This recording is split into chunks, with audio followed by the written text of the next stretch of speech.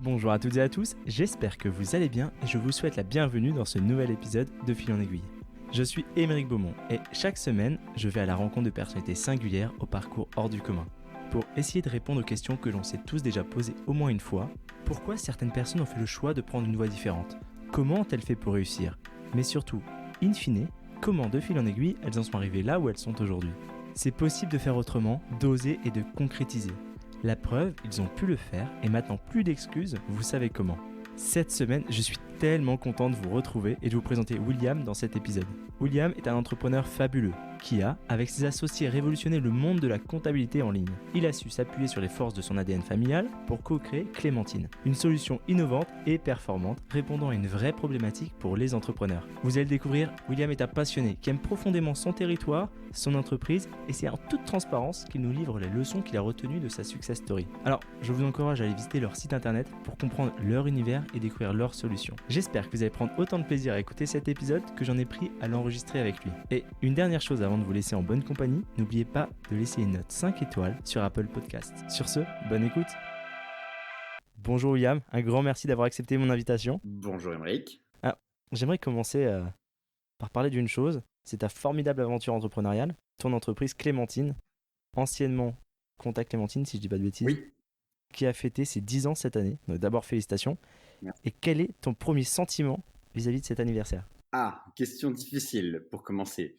Mon premier sentiment, c'est un énorme sentiment de fierté parce que j'ai le sentiment du travail accompli, en tout cas sur ce début d'aventure entrepreneuriale.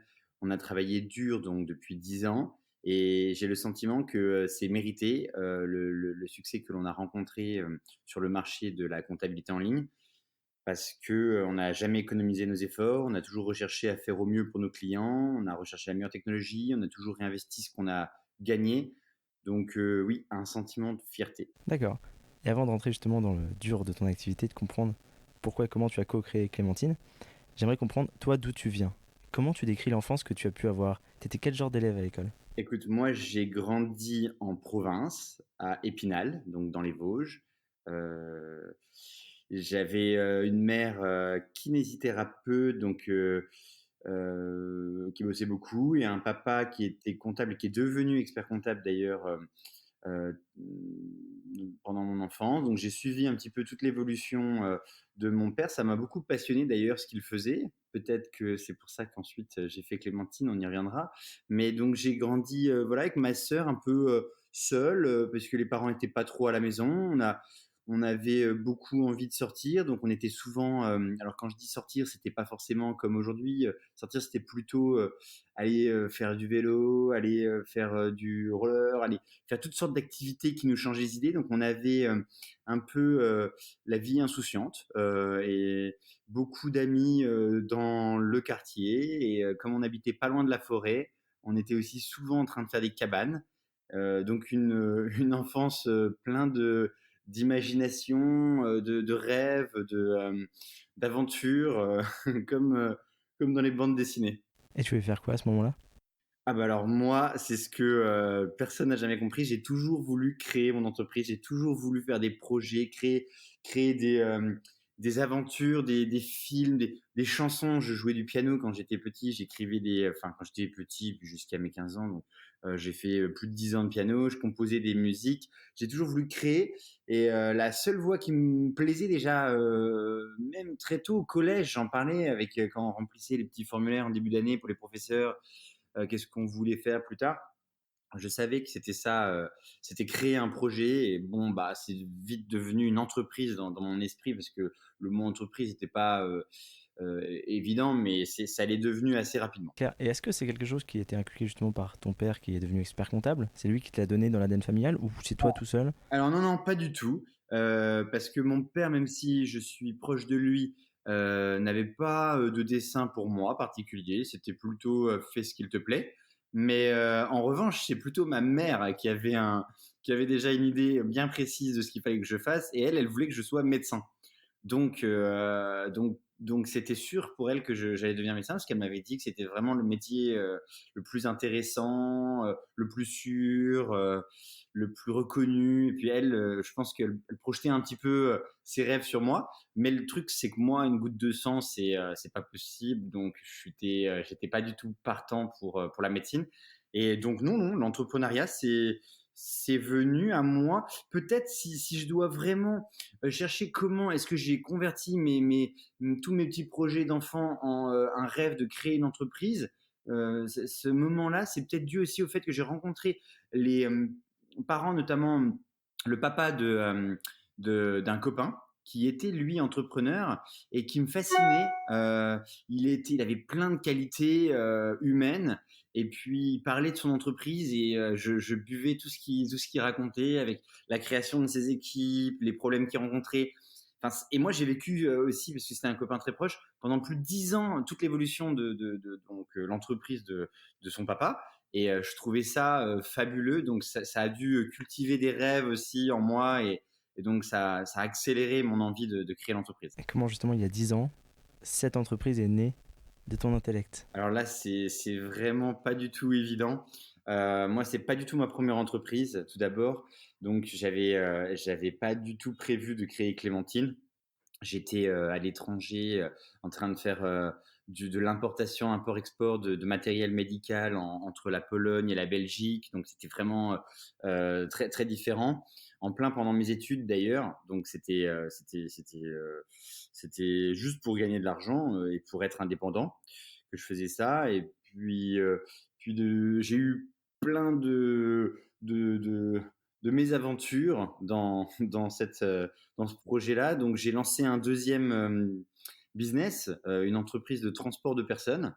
Donc là, c'était Blablacar avant l'heure, mais j'avais pas eu l'idée de créer le site internet comme eux. Donc, c'était vraiment très basique. C'était l'ancêtre de Blablacar qui s'appelait covoiturage.fr et avant, c'était encore Commuto. J'étais d'ailleurs un des ambassadeurs de ce site-là parce que j'avais loué 3 camions 9 places, enfin minibus plutôt, et j'avais 2 retraités salariés qui faisaient les transports de personnes avec ce site. Donc on avait les réservations qui arrivaient par ce site et puis on prenait à Nation des passagers qu'on emmenait jusqu'à Strasbourg en s'arrêtant à Reims, à Nancy, parce que comme je suis de la Lorraine, bah forcément, je faisais ces trajets-là. Et puis, on en a fait énormément. Moi-même, je conduisais, j'étais chauffeur d'un des 3 camions, et enfin des 3 minibus. Et alors là, bon, là, j'ai rencontré encore d'autres problèmes. Je ne raconte pas tout, mais c'était une sacrée aventure aussi, avec beaucoup d'impayés des passagers, parce que nous, aujourd'hui, ça paraît évident, en 2022, on paye tout en ligne avec le téléphone mobile. Par exemple, si on prend un Blablacar, on va même payer avant de faire le trajet, mais c'était pas du tout comme ça en 2010. En 2010, c'était en gros, tu arrivais au minibus et tu donnais 10 euros au chauffeur. Et si tu les avais pas, eh ben, il te disait bah, tu me déposeras devant un distributeur. Enfin, c'était très compliqué d'être à l'équilibre. Donc j'ai aussi arrêté ce business-là. Et, euh, et voilà. Donc ça, c'était les 2 premières entreprises que j'ai faites. Et Clémentine est venue en 3, donc jamais 203. C'était la troisième, la bonne. Euh, Mon papa, donc comme je t'ai dit, il était comptable. Et puis, il est devenu expert comptable, donc un peu sur le tard. Mais quand il est devenu expert comptable, son patron de l'époque lui avait proposé de lui vendre une partie de la clientèle qu'il a rachetée. Et ça s'est très mal passé parce que, bon, il s'est endetté et la période était mauvaise. C'était après la crise de 2008, donc 2010-2011. Et donc, il s'est retrouvé avec beaucoup de dettes qu'il ne pouvait pas bien rembourser. Donc, ça a été un moment compliqué financièrement pour mes parents. C'est d'ailleurs aussi pour ça que ça m'a poussé à lancer mes 2 premiers business pendant mes études, parce que mon père traversait cette période compliquée. Et puis, un Noël, c'était en 2011, en repas de famille. Donc, moi, mes business, j'étais jamais à Nancy, à Épinal. J'étais toujours en vadrouille. Alors, quand j'étais en Pologne, bah, j'étais à Craco, en Belgique.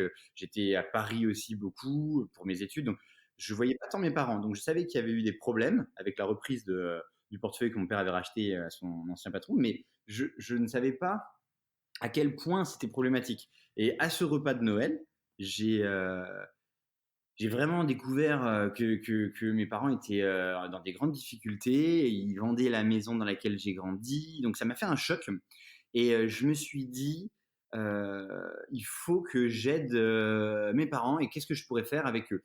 Et comme mon père était comptable, bah, j'ai regardé ce qu'il y avait dans la comptabilité en ligne. Parce que c'était le tout début des banques en ligne et je me souviens, c'était Boursorama. D'ailleurs, Boursorama, c'est, bah, la première banque en ligne française, mais c'est surtout, une et c'était aussi la 1re donc en taille et la première à exister et c'est surtout une banque qui a été créée à Nancy, donc là où, juste à côté de là où moi j'ai grandi. Donc bah, je connaissais l'histoire de Boursorama, parce que, tout le monde en parle un petit peu à Nancy dans tous les milieux écoles de commerce, prépa et donc je me suis dit: «Bah, pourquoi pas faire quelque chose dans la comptabilité en ligne et qu'est-ce qui pourrait, être fait? Qu'est-ce qui existe?»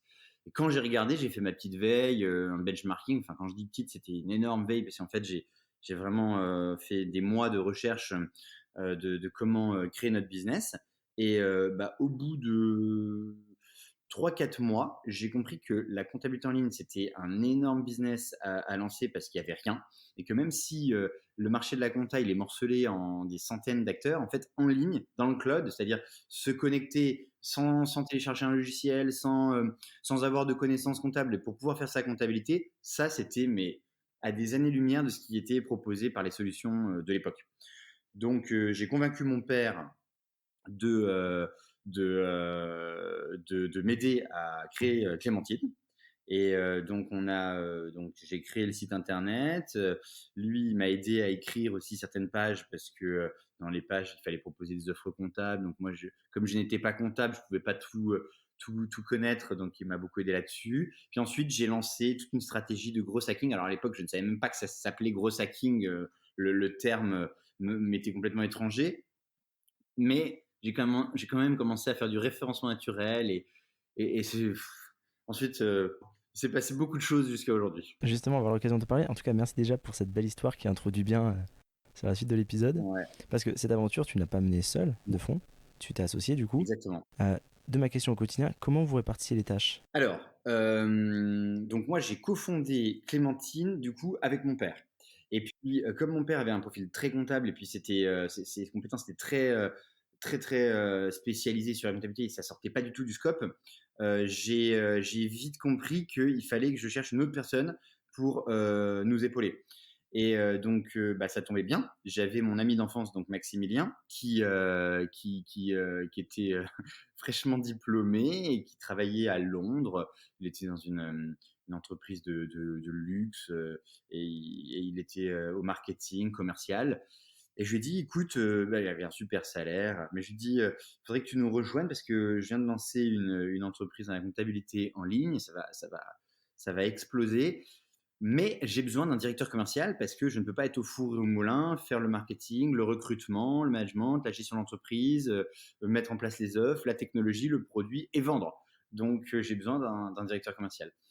Et assez rapidement, j'ai réussi à le convaincre bien sûr en l'associant et puis, il a fait, bah, le sacrifice du salaire parce que, bah, pour, venir dans une entreprise qui venait d'être lancée, il fallait, accepter de baisser beaucoup, ses prétentions. Donc c'est ce qu'il a fait et donc c'est comme ça qu'on s'est retrouvés tous les 3 associés. Aujourd'hui, Clémentine, c'est quand même plus de 10 000 entreprises qui ont été accompagnées, 200 salariés dans toute la France, avec une majorité qui sont en Lorraine, et surtout une croissance de 40% par an.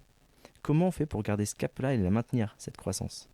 Oui et je peux même te préciser qu'en fait, on a même plus que 10 000 clients, on en a 30 000, plus de 30 000, Ok, parce qu'on a plusieurs offres et quand on annonce que l'on a 10 000 clients, c'est sur l'offre d'expertise comptable. Or, nous avons maintenant aussi une offre de logiciel, logiciel de comptabilité en ligne sous la marque Clémentine, sous d'autres marques, en marque blanche, avec des partenaires. Donc au total, on cumule quand même sur le groupe plus de 30 000 clients actifs et ok. donc ouais, 10 000 sur la partie expertise. Bah, comment Et sur la croissance, comment on fait du coup comment pour on fait, ouais? la maintenir à 40% et à maintenir ce cap, quoi? Et bah, c'est pas simple. C'est pas simple du tout, surtout qu'on a fait le choix d'être rentable depuis le début, donc on pouvait pas, brûler de la trésorerie que nous n'avions pas. Comment on fait? Eh bah, écoute, déjà, comme je te l'ai dit, on prend un super, directeur commercial. Donc on cherche quelqu'un qui a envie, qui a faim, qui a envie d'aller chercher des clients et qui ne lâche rien, sur le marché face aux compétiteurs. Parce que nous, les compétiteurs en ligne, il n'y en avait pas, mais nos compétiteurs, du coup, c'était les acteurs en place, traditionnels. Et là, on a eu une féroce, adversité quand même. Donc il a fallu, réussir à imposer la marque, et être crédible, ce qui n'a pas du tout été simple. On a eu beaucoup de bâtons dans les roues. Mais la croissance, elle est venue, pas immédiatement, elle a accéléré au fur et à mesure. Les 2-3 premières années ont été quand même les plus difficiles, dans le sens où bah, nos investissements étaient très réduits. Donc la meilleure chose que j'ai, je pense, faite à l'époque, c'était de recruter, des talents, des personnes, qui étaient, très attachées à satisfaire les clients, à les garder. Ça, c'était une des clés, c'est-à-dire, parce que si on a du churn, finalement gagner des clients, bah, ça ne permet pas de faire la croissance parce qu'on en perd. Donc remplir ou gonfler un pneu crevé, c'est vraiment ce qu'il y a de pire pour, la croissance. Donc on était très attaché à garder les clients qu'on gagnait. Donc on avait une stratégie de référencement naturel qu'on a rapidement complétée avec, plein d'investissements marketing, digitaux, donc avec, les réseaux sociaux, mais aussi beaucoup Google. Et ensuite, bah, à chaque fois, on a réinvesti ce qu'on en a gagné. Donc ça a été aussi le secret derrière pour pouvoir grandir, parce que si on avait bah, augmenté nos salaires ou pris les dividendes, on n'aurait pas pu réinvestir dans le développement de l'entreprise. Donc je pense que les deux piliers, surtout au lancement de l'entreprise, ça a été de créer une équipe fiable, motivée, de confiance, qui d'ailleurs pour la plupart sont encore là 10 ans après, puisque les quatre, premiers collaborateurs sont encore dans l'entreprise. Et puis ensuite, et d'ailleurs ils ont évolué, ils sont tous à des postes de responsables. Et puis ensuite, ça a été surtout de tout réinvestir. Donc c'est une stratégie de long terme qu'on a menée dès le début. On s'est dit, on va pas faire une entreprise pour la revendre immédiatement. Nous, on fait une entreprise pour le long terme. Et je pense même qu'on n'est pas du tout arrivé encore à ce que peut être demain Clémentine, une grande entreprise, je pense, de premier plan dans la comptabilité au niveau national au moins. Ouais, parce que justement, là, vous recrutez massivement. Oui. Pour arriver à 300 personnes, vous recrutez 300 personnes. Alors, c'est une question qu'on me pose souvent. Actuellement, nous, alors sur le groupe, on est plus de 230 personnes. Bon, ça dépend comment on compte, mais en fait, on est presque 250, donc 230 personnes en CDI, mais on a aussi des alternants et des stagiaires. Voilà. Donc, les 300 personnes, on va les passer avant la fin de l'année. Enfin, je Mhm. l'espère, parce que ça voudra dire qu'on continue à grandir. Donc, en fait, non, on a un plan de recrutement de 300 personnes qu'on a lancé en septembre l'année dernière. Donc, on a déjà recruté une centaine de personnes sur ces 300. Donc, il reste environ 200 personnes à recruter sur l'année glissante jusqu'en juin l'année prochaine. Donc, ça suppose voilà, qu'on va essayer d'avoir encore une accélération de la croissance, parce que c'est ce qu'on a constaté dans les 3 dernières années. Depuis le Covid, le marché de la comptabilité en ligne s'est énormément transformé. Alors bien sûr, maintenant, il y a des compétiteurs, mais il y en a plus qu'avant sur la partie en ligne. Mais le marché s'est aussi agrandi. Beaucoup d'entrepreneurs qui ne pensaient pas avant à prendre un comptable en ligne maintenant ont ce réflexe. Et donc, on a connu des accélérations de croissance énormes. Et je suis assez convaincu, malgré les vents contraires et le brouillard économique qu'on traverse, l'inflation, etc., je pense que le marché de la comptabilité va encore se développer. Donc nous, on a fait le choix, on a pris une décision, donc avec Maxime et mon père, on a décidé de continuer à investir massivement dans notre croissance. Et donc c'est pour ça qu'on fait le choix de recruter en prévision donc de notre croissance. Et les recrutements en plus sont très difficiles dans notre secteur, parce que ce qu'il faut savoir, c'est que donc sur les 300 postes, il y a environ la moitié, c'est que des comptables, donc 150. Et le poste de comptable, c'est le deuxième poste le plus pénurique en France. Donc, Hmm. j'ai pas de chance, parce que il y a développeur, c'est un poste pénurique, et le deuxième poste le plus pénurique en France, c'est comptable. Donc, on est vraiment mal servi. Et pour recruter, bah, on travaille très dur. J'ai 7 personnes au RH qui ne font que la chasse, fidélisation interne, suivi des collaborateurs internes, suivi des périodes d'essai et gestion de toutes les RH internes. Donc, on espère dépasser les 300 collaborateurs, une équipe de 300 pour la fin d'année, pour Noël. Et on recrute encore, donc là, puisqu'on a déjà recruté 100, encore 200 personnes dans l'année qui vient. Et quelle est la suite du coup maintenant, après 10 ans de développement? C'est de se redévelopper pour 10 ans supplémentaires? On était interviewé par la presse locale de Nancy, parce que c'est là qu'on a le siège avec Maximilien le mois dernier. Et le journaliste nous posait cette question, c'est quoi le programme pour les 10 prochaines années? Et Maximilien a répondu, c'est faire 10 fois plus fort que ce qu'on a fait dans les 10 premières années. Alors ça me semble un peu déraisonnable, mais bon, on a toujours voulu viser haut, on a toujours vu grand, donc pourquoi pas? Après tout, je pense que viser 100-200 millions d'euros de chiffre d'affaires dans un marché qui fait 10 milliards, c'est raisonnable. Et avoir peut-être 1500, 200, 2000 collaborateurs, ça me paraît pas non plus inimaginable. Il y a plusieurs acteurs, il n'y en a pas un, mais plusieurs qui dépassent largement les 2000 collaborateurs dans leurs entreprises en comptabilité. Donc, je pense qu'il y a de la place pour la comptabilité en ligne et il pourrait très bien y avoir un très grand acteur de la comptabilité en ligne qui soit de cette taille-là dans 10 ans. Et pourquoi pas Clémentine? Avec Jo, on va le suivre de très près. Et toi qui as vu cette évolution des bureaux, etc., et des équipes en interne, est-ce que tu penses que ton management a changé? Le type de manager que tu es? Eh ben, c'est drôle que tu me poses cette question parce que j'ai un collaborateur très proche, qui est d'ailleurs notre CTO, Jérôme, qui m'a dit ça, qui m'a dit que mon management avait changé. Il m'a dit, mais t'as remarqué, t'as beaucoup évolué. Et moi, je m'en étais pas du tout rendu compte, je n'avais pas du tout l'impression d'avoir changé, mais il m'a dit que j'étais devenu beaucoup plus, alors le mot qui me vient, c'est peut-être pas le bon, mais cool que au début. Alors je n'ai pas trouvé que j'étais plus cool parce que j'ai toujours été quelqu'un d'exigeant, bon, à la fois envers les équipes et moi-même, mais même parfois on me dit que je suis trop, mais, mais apparemment j'évolue et je deviens plus cool. Donc c'est peut-être vrai, je sais pas. Moi je dirais que non, mais c'est ce qu'on m'a dit. Très bien, je note ton côté cool. Et au tout début justement de Clémentine, j'avais lu un post de toi très intéressant sur LinkedIn où t'expliquais que seule ta fierté, c'est ce qui avait pu te pousser à poursuivre. C'est vrai. Est-ce que tu peux m'expliquer, m'en dire un peu plus? Ouais, c'est vrai. Bah, écoute, quand tu viens de Épinal, donc c'est une ville très sympathique, hein. Moi, j'aime beaucoup cette ville et j'ai grandi là-bas, j'ai plein d'amis d'enfance là-bas. Et que tu arrives à Paris, par exemple. Moi, à 18 ans, donc je suis parti, j'ai fait ma prépa HEC à Paris, puis école de commerce ensuite à Paris. J'ai découvert un autre monde. Et des personnes qui avaient, on va dire, plus de facilité à plein de niveaux, parce que la culture est différente, même parfois plus riche, parce que ils ont une partie internationale. Il y a l'anglais plus à Paris qu'en province. Il y a plein de choses qui m'ont un petit peu pris de court quand je suis arrivé à Paris. Et je me suis retrouvé un peu relégué au second plan.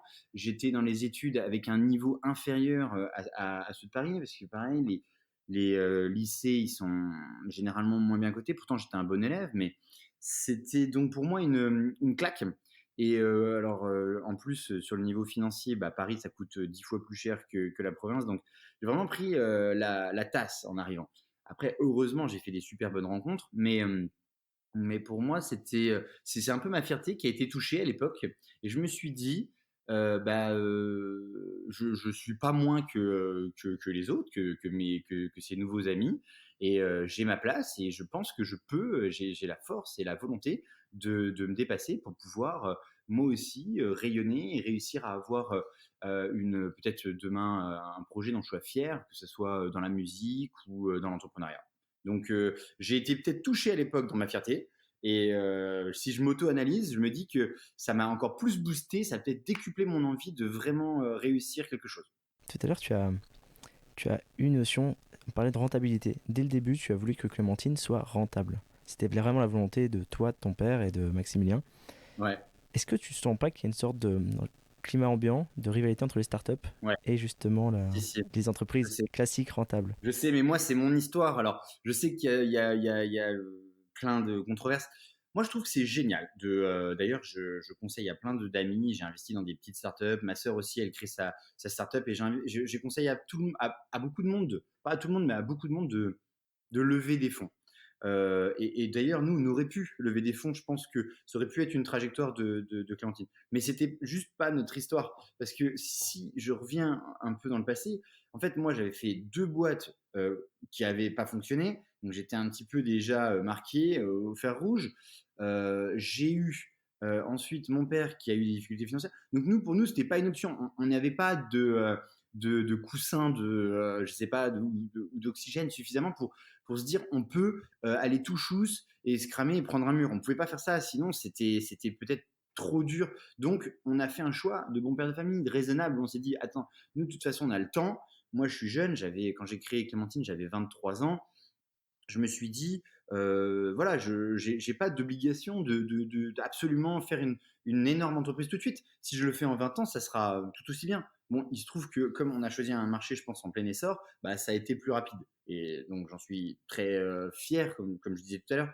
Mais donc, nous, ça s'est un peu imposé à nous. Et donc, on voulait être rentable, on devait être rentable. On avait quand même le loyer à payer, on avait aucun réseau. D'ailleurs, à l'époque, c'était vraiment le tout début de l'écosystème. Station F n'existait pas.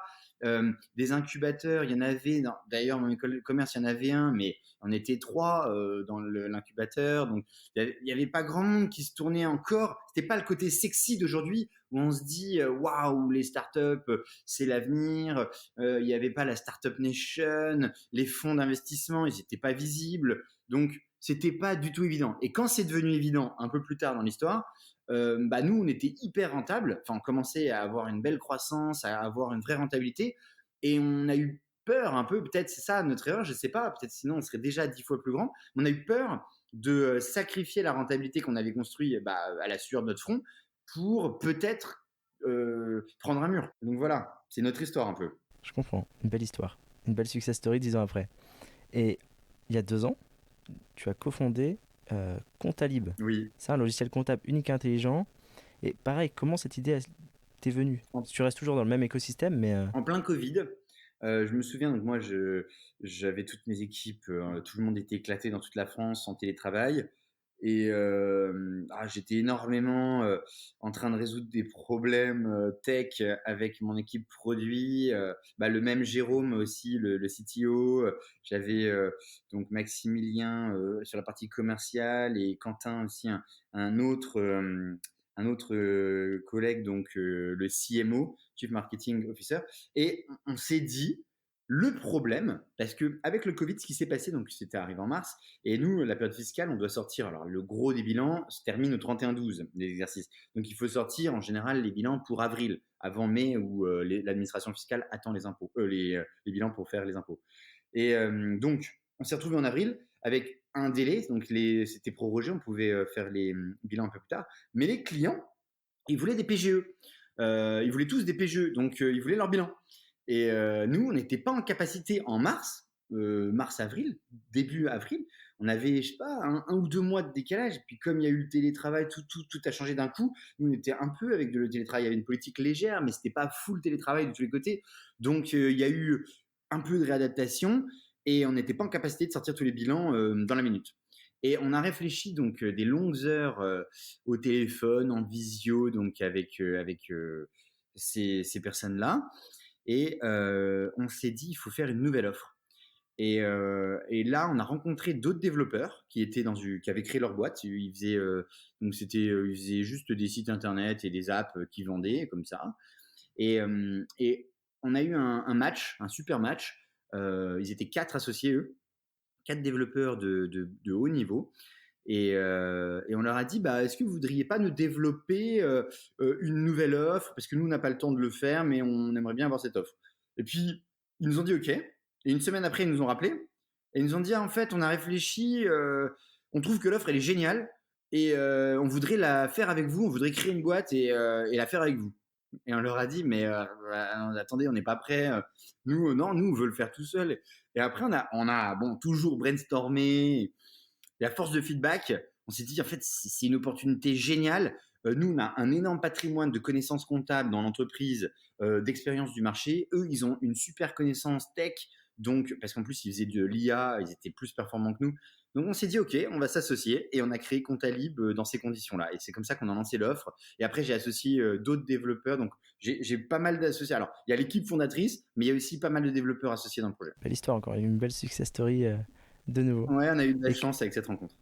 et comment toi, à titre personnel, tu l'as vécu cette crise du Covid? Moi, j'ai eu de la chance, j'étais à la campagne, donc avec ma copine et c'était, un covid, génial parce qu'il faisait beau.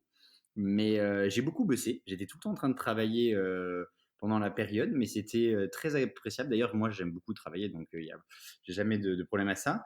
C'est plutôt partir en vacances qui est un problème pour moi, mais sinon, j'ai passé une période de covid géniale qui m'a ressourcé, où j'ai eu plein d'idées, où j'ai découvert dans mes équipes des nouveaux talents que je on n'avait même pas, perçus. On a réorganisé l'entreprise.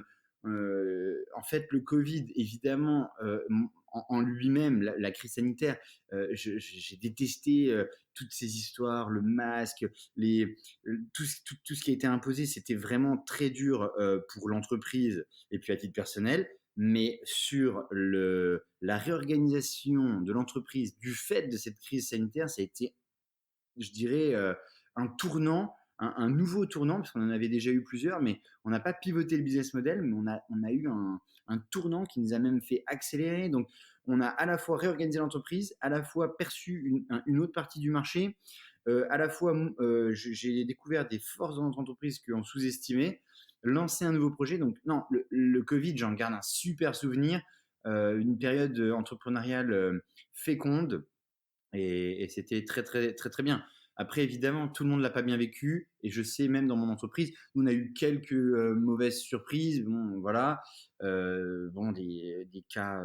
Il y a eu un cas qui s'est mal passé dans l'entreprise avec le virus, mais sinon, non, non, des super énergies avec des collaborateurs hyper impliqués. Et puis pas que les 2 premières semaines, hein, comme c'était un peu l'euphorie au début, mais pendant toute une longue période jusqu'à la fin de l'année 2020. Hein. Mais tu vois, là, ça fait quasiment, enfin, ça fait près de 30 minutes qu'on est en train de parler tous les deux.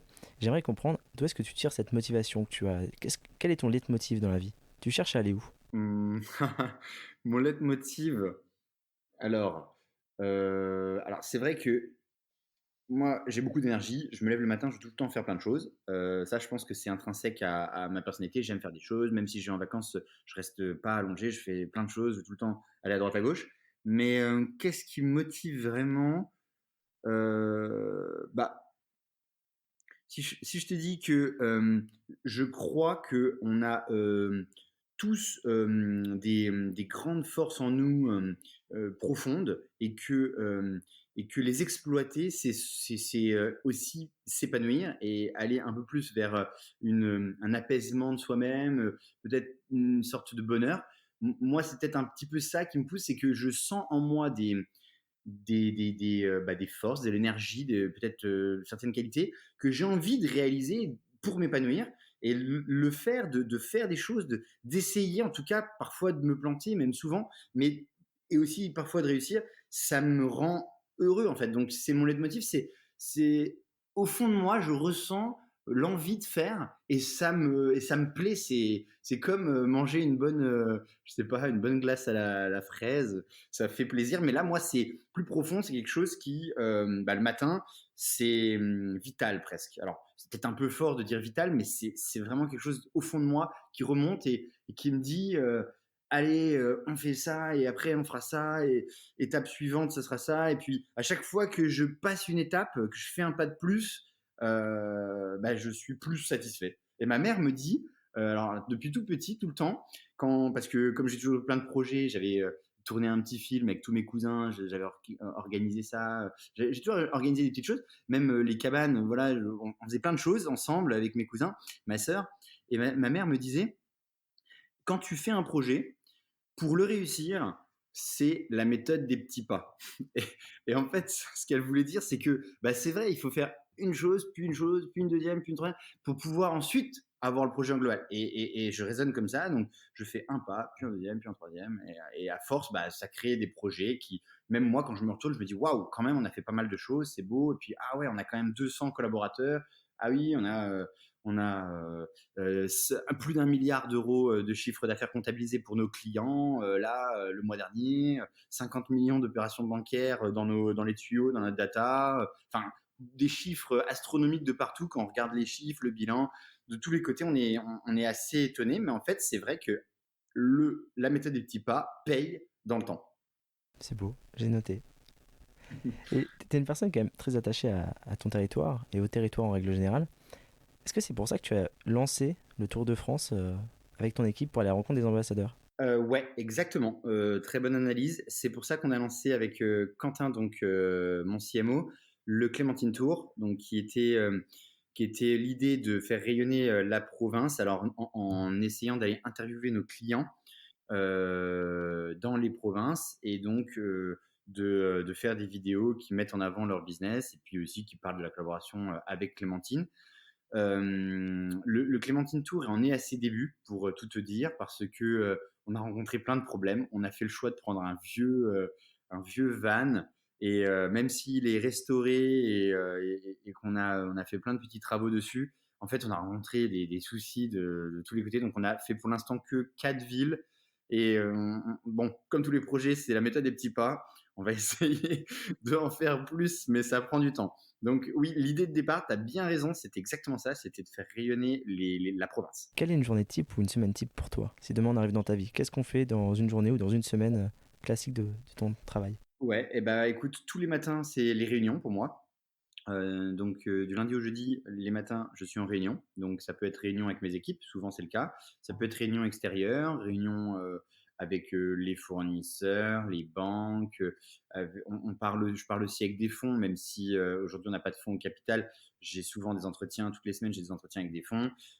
Ça peut être aussi dans les investissements que je fais, parce que j'ai investi dans certaines startups. Donc tous les matins, du lundi au jeudi, réunion. Euh, et potentiellement également tout ce qui est entretien d'embauche, parce que je participe aussi beaucoup activement au recrutement, à la croissance de l'entreprise. J'ai toujours consacré énormément de temps au RH. Et puis bah, les après-midi, en fait, j'ai des projets de fond. Donc je travaille sur soit le produit, soit la partie organisation de l'entreprise. Donc l'organisation de l'entreprise, c'est les procédures. C'est très très profond. Il y a beaucoup de choses. On a créé nous en interne notre propre logiciel, notre propre CRM pour avoir par exemple un webmail qui gère la relation client par rapport à notre produit. Donc je travaille beaucoup dans les procédures avec mes équipes là-dessus. Voilà, donc les après-midi, c'est les gros projets. Parfois, j'ai des projets de gestion qui prennent beaucoup de temps dans le groupe. Donc, tous les projets sont mis sur les après-midi.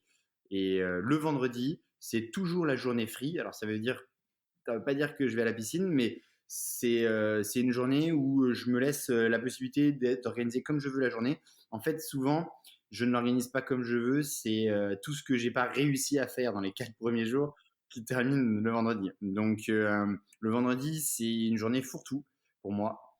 Voilà comment je m'organise. Et j'ai aussi des créneaux horaires, parce que les réunions, elles sont tout le temps rythmées au même moment avec mes équipes. Comme ça, elles savent quand est-ce qu'on se voit et quand est-ce qu'elles rendent un travail pour qu'on puisse échanger. Donc, j'ai équipe com, équipe marketing, équipe commerciale, équipe RH, équipe produit, équipe tech. Voilà. Et je suis hyper impliqué, hyper opérationnel. Je n'ai pas pris, même si parfois certains m'ont dit tu pourrais peut-être prendre plus de recul, mais j'adore savoir ce qui se passe sur le terrain, donc je suis hyper opérationnel. J'aime beaucoup poser quelques questions plus personnelles à la fin de la discussion, dont une particulièrement. Si demain tu croises le William d'il y a 15 ans, quel conseil tu aimerais lui donner? Oh là là, je ne fais pas toutes les erreurs que j'ai faites, mais non, plus concrètement, peut-être, j'allais dire, un paradoxe total, mais j'essaye de vraiment trouver le meilleur conseil que j'aurais pu me donner à moi-même. Peut-être peut-être lève des fonds. Peut-être lève des fonds, parce que 10 ans, c'est long quand même. En 10 ans, peut-être on aurait fait mieux en levant des fonds. Après, c'est vrai qu'on ne sait pas, non? Non, c'est peut-être pas ça. Je réfléchis. Qu'est-ce que c'est dur comme C'est question. dur.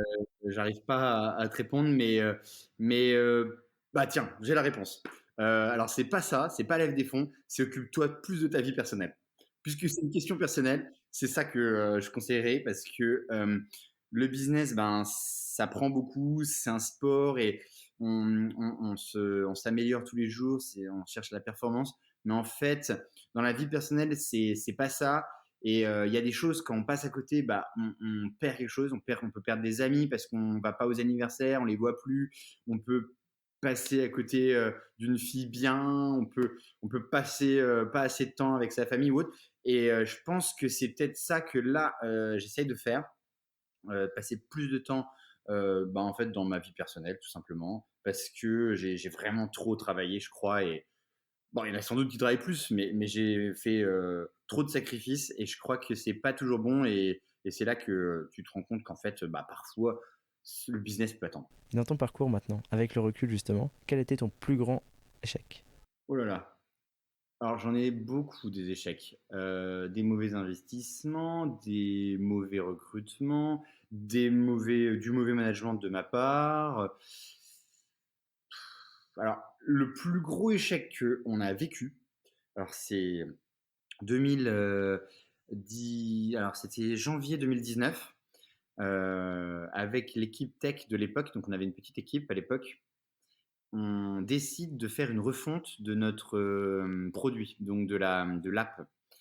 Et donc on prend 6 mois, on se dit, bah, on laisse tourner l'ancienne version et puis pendant 6 mois, on refait la nouvelle et quand la nouvelle sera prête, on la sort.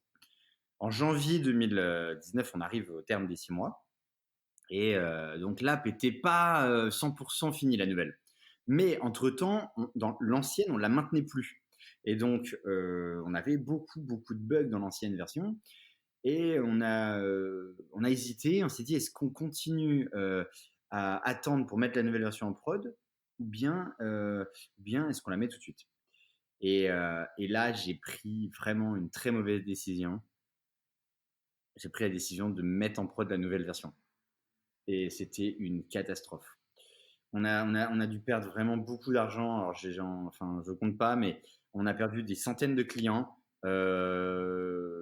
Franchement, c'est en millions d'euros, je pense. On a perdu 1 ou 2 millions d'euros, je pense, immédiatement. Et ouais, c'était très très dur pour les équipes parce qu'il a fallu qu'elles répondent à l'insatisfaction pendant 6 mois. Donc du coup, les 6 mois d'après, de janvier à juin 2019, c'était une période très difficile. Les clients qui se plaignaient, pourquoi l'appel marche pas, et la feature là, on l'a plus. Ouais, là, c'était vraiment la plus grosse étape qu'on a passée. Alors, il se trouve que comme j'ai la chance d'avoir des équipes loyales, eh bien, on s'est battu. On a bossé encore plus dur. J'ai les développeurs qui bossaient jusqu'à minuit, 2 heures du matin au bureau pendant des semaines. On a dormi au bureau ensemble.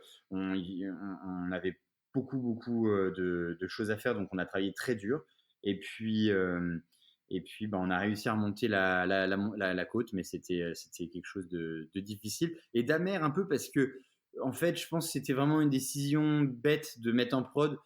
On aurait pu attendre et ça aurait été moins catastrophique, même peut-être seulement 3 mois. Ça nous aurait permis de mieux tester l'app avant de la mettre en prod et de pas avoir de mauvais avis, de clients satisfaits qui résilient alors que c'était des bons clients. Enfin voilà, voilà la pire décision que j'ai prise, je crois. Allez, c'est à noter. Mais justement, c'était quoi ta capacité de résilience, de passer outre et après de te rebondir? Eh ben, moi, j'ai de la chance. Mes parents sont hyper encourageants. Donc, je parle beaucoup avec ma maman, avec mon papa de tous les problèmes qu'on peut rencontrer dans l'entreprise, etc. Et ils sont optimistes et ils me disent tout le temps que bah non, mais il y a des solutions. Et donc, ma capacité, je pense que j'ai beaucoup de force dans ma famille. Je suis bien épaulé. D'ailleurs, c'est un conseil que je donne souvent à ceux qui lancent leur entreprise, c'est regardez votre entourage quand vous créez votre boîte parce que la lancer seule, sans soutien, c'est vraiment très difficile. Il faut être entouré soit par sa copine, soit par sa femme ou je ne sais pas, son mari et ses amis ou ses parents ou frères et sœurs parce qu'il y a trop de difficultés, d'obstacles et si on n'a pas des gens derrière qui vous soutiennent et au contraire si on a même des gens qui sont limite des poids lourds, bah c'est 2 fois plus dur. Donc Donc ça, c'est une grande qualité de résilience. Et après, par nature, je crois que je suis quelqu'un aussi d'assez déterminé. Donc, rien que quand on met en place un projet, je ne lâche rien. Avec les équipes, je suis vraiment très obsédé d'atteindre l'objectif sans dévier. Donc, mon esprit va pas ailleurs tant que le problème n'est pas résolu jusqu'au bout.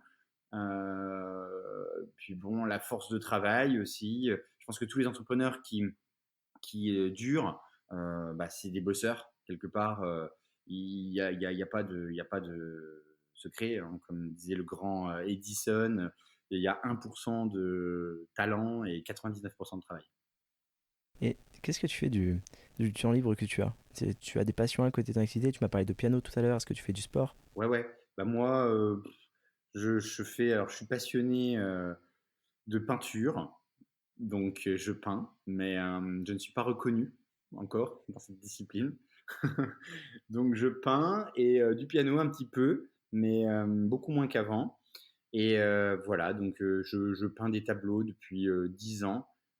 Et tout le temps le même tableau d'ailleurs, mais que je fais varier dans des styles différents, mais c'est toujours le même thème. Et c'est donc j'illustre comme ça. Alors je peux pas te montrer parce que c'est un podcast, mais l'énigme du Sphinx, tu connais? Je crois que ça me parle, mais je veux bien ton explication. L'énigme du Sphinx, c'est Ulysse qui, dans l'Odyssée, l'Iliade et l'Odyssée, arrive devant le Sphinx. Il doit passer une rivière et le Sphinx lui dit bah, pour passer la rivière, tu dois répondre à cette question. Quel est le seul animal qui, le matin, a 4 pattes, à midi, a deux pattes et le soir, en a 3? L'homme, c'est ça.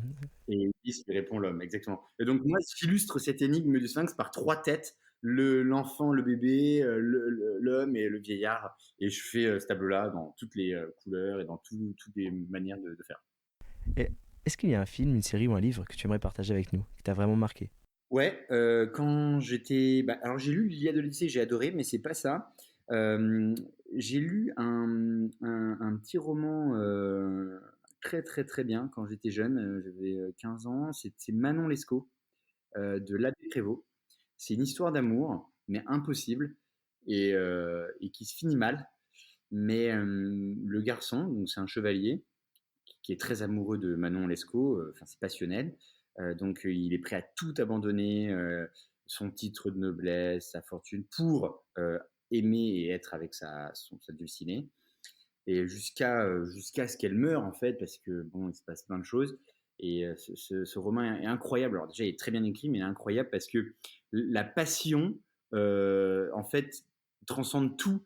Et lui, il est prêt à tout abandonner pour son rêve. Et son rêve ou sa passion, c'est d'être avec cette fille. Et j'avais trouvé ça magnifique. Alors, c'est un peu triste, mais je conseille ce livre. C'est noté, je le mettrai en référence de l'épisode dans tous les cas. En film, bah là, je suis allé voir Top Gun, qui est très bien d'ailleurs, mais bon, que la deuxième partie. La première partie, je me suis ennuyé, mais très bien sur la fin, donc ça compte, plus que le début. Un film que j'ai, bah, allez, je suis pas original, meilleur film de tous les temps, Forrest Gump. Une citronnade. Ça vient donc là de Clémentine, c'était pas de la citronnade, c'était... C'est ça. Non mais très clair, c'est noté. Exactement. Une dernière question, si des auditeurs veulent t'écrire ou te retrouver, où est-ce qu'ils peuvent le faire? Alors, moi, je reçois énormément de mails et je réponds très peu, mais je les regarde. Et donc, lorsque je peux répondre, je le fais. Et ils peuvent m'écrire sur william@clémentine.fr. Je transmettrai, je mettrai les liens en référence. Merci beaucoup Ok. pour ton temps, William, et pour tes réponses. Eh ben, écoute, non, mais merci à toi aussi, Émeric, pour la proposition du podcast. C'est très sympa et je vais écouter les autres que j'ai pas encore écoutés. Merci beaucoup, à très vite. Merci, Émeric. Et voilà, c'est déjà la fin. Mais si vous êtes encore là, c'est que cette discussion de fil en aiguille vous a plu. J'espère que vous avez pris autant de plaisir à l'écouter que j'en ai pris à l'enregistrer. Croyez-moi, c'est uniquement possible grâce à votre soutien. Alors je compte sur vous pour largement le partager.